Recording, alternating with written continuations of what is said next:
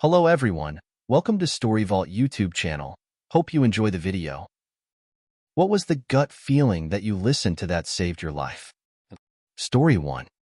Years ago, I went into my garden at night, after my husband had left for a road trip minutes before, and saw a pair of sneakers in the dark, in the gap between the fence and our house. I didn't think, I just said very loudly, "What are you doing there?" When he didn't reply, I shouted, "Get out of my garden." He muttered, "Yes, ma'am," and scuttled off. Also not thinking, I picked up a barbecue knife that happened to be right there, went through the house to the front windows and saw him crouched by my car in the driveway. I called the cops, they arrived. We discovered that someone, probably the same dude, had just broken into our neighbor's house and stolen a gun. The cops gave me a condescending talking to about the risks of confronting a criminal, but I am convinced to this day that my instincts saved me from a life-altering and horrible experience. We humans are animals, and one animal knows when another will fight like hell. We got an alarm system after that, and the guy came back several weeks later. I looked up to see him on our porch, about 20 feet from the sidewalk. Called the cops again.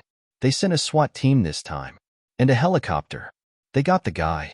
He was a serial rapist they'd been looking for years. Story 2. A friend's feeling saved me from my gut. I had just finished hosting a meeting, I swear it was productive, and a friend said, "You don't look so good." I had just come off a weekend boat diving in the Red Sea and figured I was just tired. My friend said, "Nah man, I'm taking you to the doctor."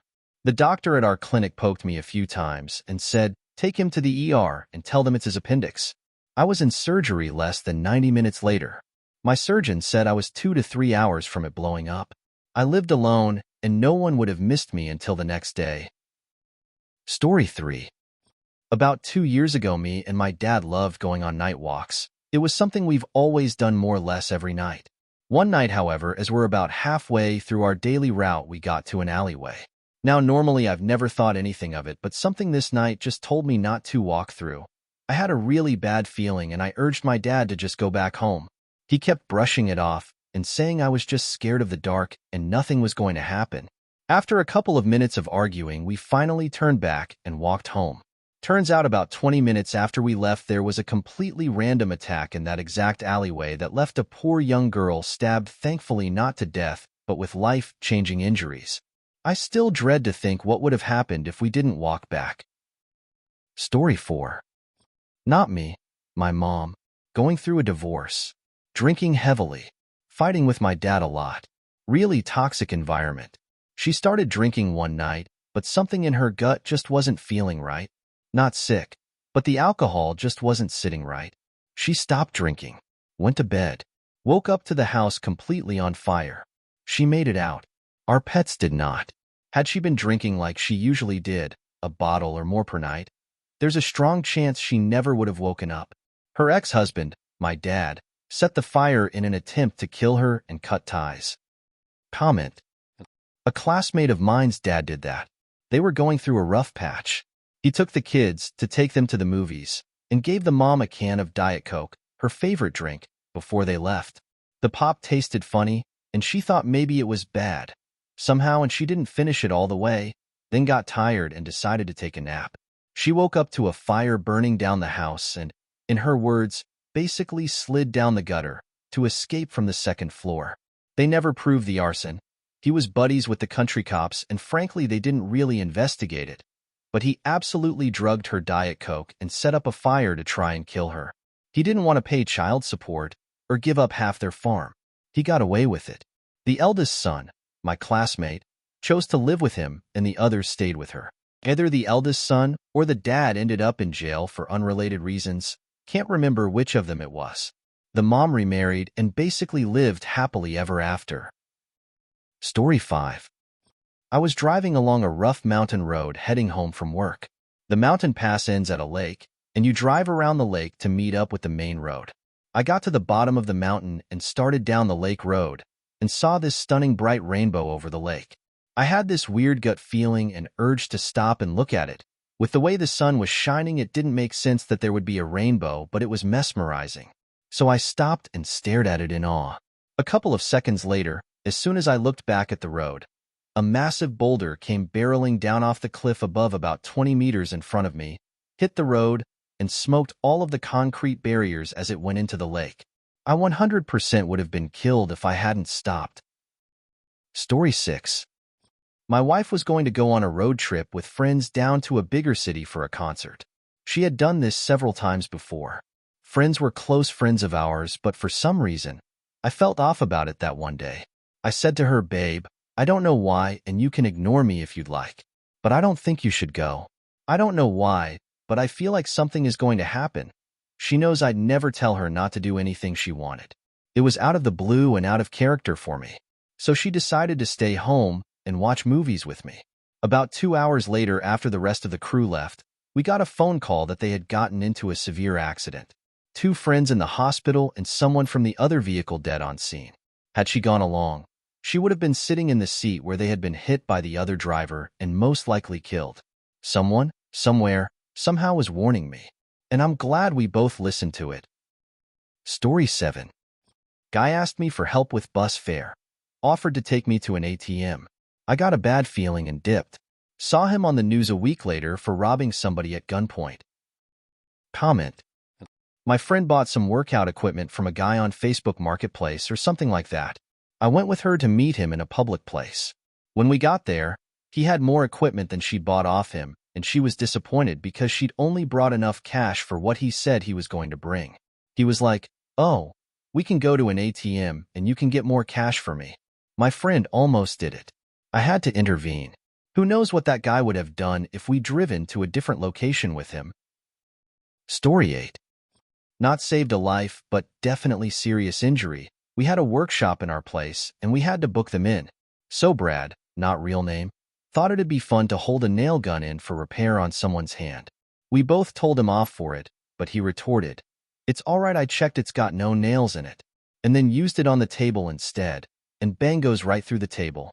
Turns out while it didn't have any nails, the firing pin had snapped inside and that nailed into the table before being reset back into the nail gun. He never messed about with nail guns again. Story 9. I refused to get in the car with the guy who said, "I can still drive," after the party. 3 people crashed into a bridge and died. Lucky me, I guess. Story 10. When on vacation in a foreign town, I went to a public toilet with my 4-year-old. In front of the entrance was a woman, talking on the phone and taking a quick look at us. Something in that look felt really off, and I decided to keep my eyes and ears open for her. Entered the restroom with my kid and heard the front door open and close, but no stall door being moved or locked. I quickly grabbed my son and walked towards the main door, where said woman was already standing, looking at a map and trying to involve us in some form of conversation. I tried to keep moving towards the main entrance, but she stood in the way. Suddenly, I got a strange feeling.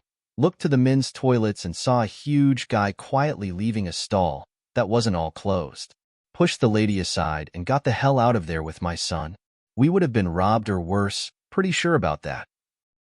Story 11. Sibling and I were playing on the grounds of an elementary school near our house on a Saturday, back in the day when local schools didn't lock up their grounds on the weekends. A man on a bike circled us a couple of times on the playground, then stopped, dropped his sweats, and started asking us questions as he jacked off. I didn't even think of protecting myself.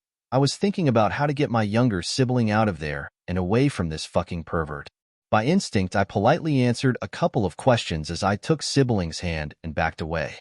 He was too busy jacking it to follow us. Fortunately, when we got around the corner of the school building, I told sibling to run. "We're going home," and half-dragged them back to our house. I kept looking back to make sure he wasn't following us because it was just so obvious this guy was sick and dangerous, targeting young girls like that. I was 11. Sibling was about 8. Turns out this guy had been going around the neighborhood doing this to other girls around our age. The cops had him on their radar, and it wasn't until he actually assaulted a girl that they were able to arrest him. I don't know what he might have done to us other than flashing us, but 11-year-old me wasn't planning on sticking around to find out. F that. Story 12. Walked away from a bomb in 2001. No one was killed, and injuries were fewer than intended.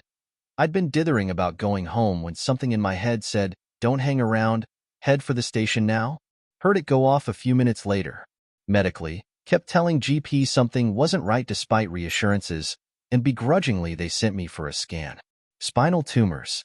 When I got the same not right feeling a decade later and pushed for tests, a different GP believed me. It was still luck the sonographer found the pancreatic tumors so quickly, as the first scan was booked for lower GI/pelvis, not upper GI, but at least she did. Story 13. When I was in grad school, I took the bus back to Chicago after spring break, but we got delayed and it was 3 a.m. when we got to Chicago. I didn't have cab money, so I was stuck walking to the L, dragging my suitcase. The back streets were deserted that time of night, so I was hurrying. Then a car came up behind me and started following me, just a bit slower than I was walking so I couldn't quite see them. They would drop back and then roll up again. I considering running. At the time, I was in the best shape of my life. My intuition told me to just turn around and look them in the face. I don't know what my face actually looked like to them, but they drove away after that. So, that's the end of the video. Hit the like button and subscribe. Have a good day and see you in the next video.